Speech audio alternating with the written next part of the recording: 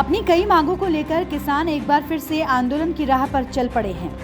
मंगलवार से ही किसानों का आंदोलन शुरू हो गया। मंगलवार यानी 13 फरवरी 2024 से हजारों की संख्या में किसान दिल्ली की ओर कूच कर रहे हैं। और दिल्ली की अगर बात करें तो राजधानी दिल्ली के सभी बॉर्डर सील कर दिए गए हैं।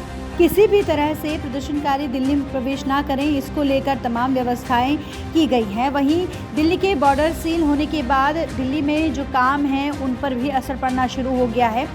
अगले 2-3 दिन यही स्थिति रही तो फल और सब्जियों की किल्लत भी बनी रह सकती है, इस तरह की संभावनाएं जताई जा रही हैं। वहीं राजधानी दिल्ली में शादियों का भी काफ़ी जगह आयोजन है। बैंकेट हॉल चलाने वालों का कहना है कि बड़ी संख्या में मेहमान दिल्ली से बाहर से भी आते हैं और अब बॉर्डर सील की वजह से दिल्ली में वो नहीं आ पाएंगे। साथ ही साथ दिल्ली में भी और जाम की बात करें तो जाम की स्थिति भी बनी हुई है। इस वजह से उनके जो कार्यक्रम हैं उसमें गैदरिंग का काफ़ी असर पड़ रहा है। मेहमानों की संख्या ग्राहक कम करवा सकते हैं। अगले कुछ दिन यही स्थिति रही तो आने वाले दिनों में उनके रोजगार पर भी असर पड़ेगा।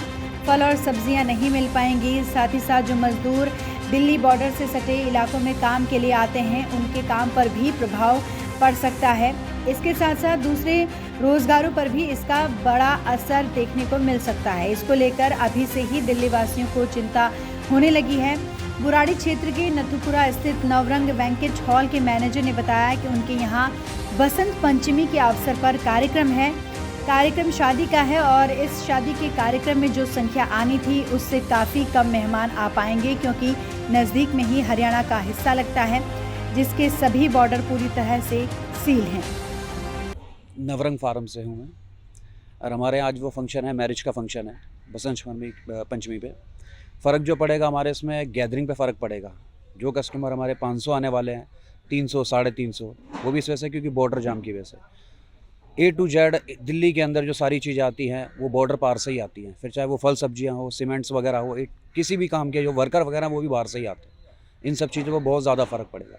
अगर ये कंटिन्यू 10-15 दिन और ऐसी चलती रही तो शायद आने वाले टाइम पे भूखे वाले टाइम ऐसे दिन आ जाएंगे कि भूखा रहना पड़ेगा सब।